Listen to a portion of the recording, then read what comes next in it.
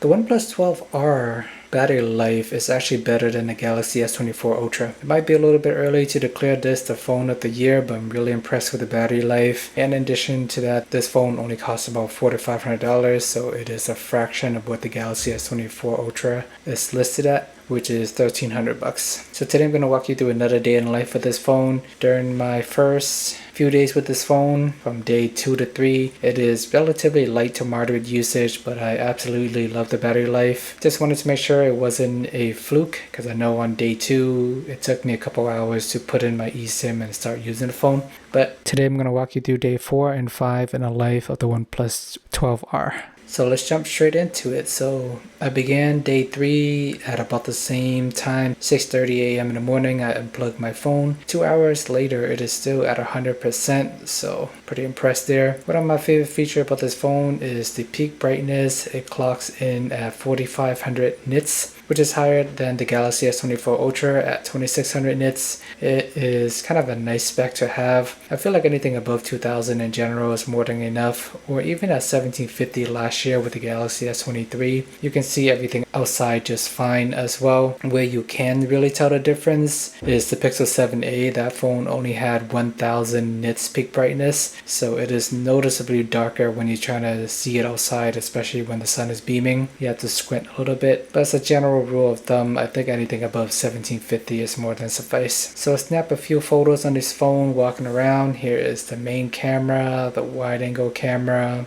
2x camera, everything looks fine. I feel like the 5x looks a little bit more washed out compared to the Galaxy S24 Ultra, which is expected. The Ultra is Samsung's flagship phone with all the highest specs. If you want the better camera from OnePlus, then get the 12, not the 12R. But you do have to spend an extra $300. So here's a few other shots using this phone as well. The wide angle camera, the main camera, 2x, and once again 5x. You can go crazy and do 10x if you wanted to, and 20x. But the 10 and 20 are just digital zoom, so you're not going to be able to read anything from far away.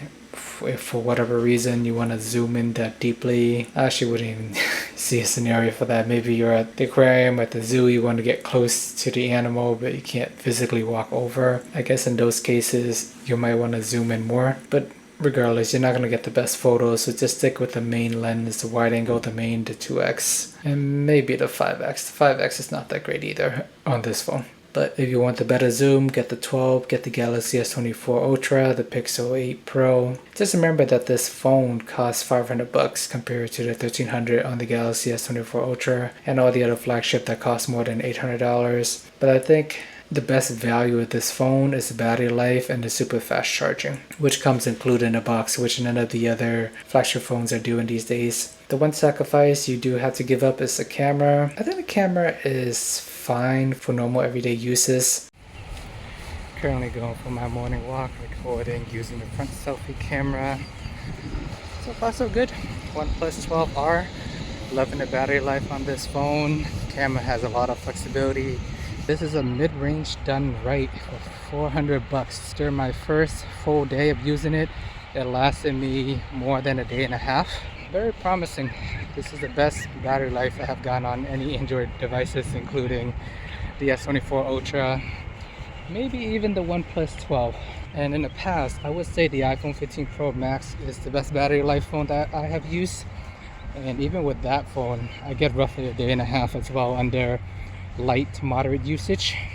So then I made my way back to work, 9:30 a.m. 3 hours of being awake, and the phone finally dropped by 1%, which is incredible stuff. I did some camera tests early in the day. I also recorded a 2-minute video clip that you just witnessed. By lunchtime, I'm playing some Pokemon trading card game. I don't do a lot of hardcore gaming, but this is the only game that I play on a daily basis. It is not that intensive, but regardless, when I use the Pixel 8 and even the Galaxy S24 occasionally when I play the game and I switch to another app, like I'm texting, and then I switch back to the game, it would sometimes restart. All this time I got so excited to record this video I didn't even put the mic close to my mouth, so last 3 minutes you will probably have better sound quality. But anyways, so it's just me doing some light gaming. By 12:30 p.m. phone is at 89%. This is another busy day of work for me. I work from home, so not really using my phone actively throughout this time. I got off at 5:30 p.m. Phone is still at 84%, so didn't really miss a beat. 5 hours since lunch, it only dropped 5%, so roughly 1% an hour there. And when doing things such as workout, it's nice to have a large phone. If you're watching workout videos and want to follow along, you don't have to squint on a tiny screen, so this is the benefit of having a 6.8-inch phone. In general, I still prefer smaller phones, easier to put in my pocket, get in and out of the car without it falling out of my pocket. But if you do a lot of gaming, watching TV, YouTube, workout videos, having a larger phone does help there. By 8:48 p.m., phone is at 68%, 14 hours of battery life already. I'm reading an article about the Google Pixel 8. This is also a $500 phone with a far superior camera. The Pixel A series tend to win the smartphone camera tests, even though it's not always the best spec, but for whatever reason, the software is more optimized for the A series. The charging is much slower. 18-watt battery life is generally pretty bad on Pixel phones. You always have to top it up throughout the day. So it depends what you value more. If you want the better camera, get the Pixel. If you want more power, processing speed, and battery, then get the OnePlus 12R. 11 p.m. I am going to bed and the phone is at 56%. And next morning, 7:54 a.m. This is well past the 24-hour mark. Phone is sitting at 39%.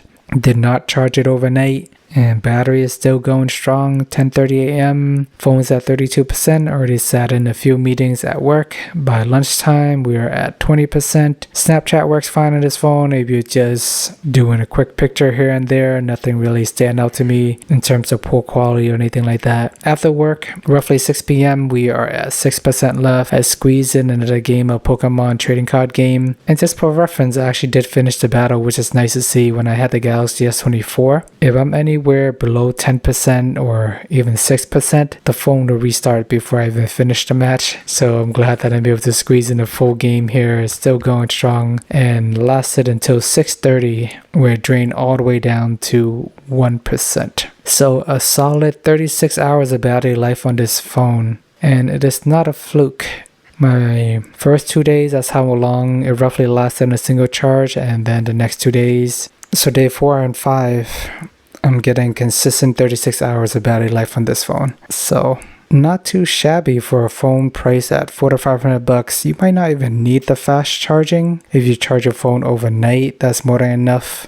Since it lasts more than a day, I usually charge my phone at night anyways. The only situation where you really do need fast charging is if your phone don't last throughout the day and you need to top it off before going somewhere, then you would need super fast charging. This phone does support up to 100 watt. Depending where you live in the US, it is only 80 watt, but that is more than enough. But I haven't found the need for it just because the battery life is so good. Let me know what your experience has been with the OnePlus 12R so far. If you have any question, anything else you want me to cover. I wasn't really expecting to witness a battery champion with this phone, but better than the Galaxy S24 Ultra, and it is similar to my experience when I was using the iPhone 15 Pro Max, and I've used a lot of Android phones in the past, including the OnePlus 12. This phone is definitely in a class of its own, just in terms of battery. When I was using the Galaxy S24 Ultra, I would get on average 15 to 18 hours a day with similar usage style. So I am not consistently hitting 36 hours of battery life like I am on this phone. So all that, I think it is an awesome value, and it is a strong candidate for potential phone of the year. I originally said that for the OnePlus 12 when I use it, but the 12R is an even better value at a fraction of the price. So a lot to like here. Alright guys, appreciate the time as always. Please check out day 2 and 3 if you haven't already. Remember to like and subscribe, and see you guys in the next video.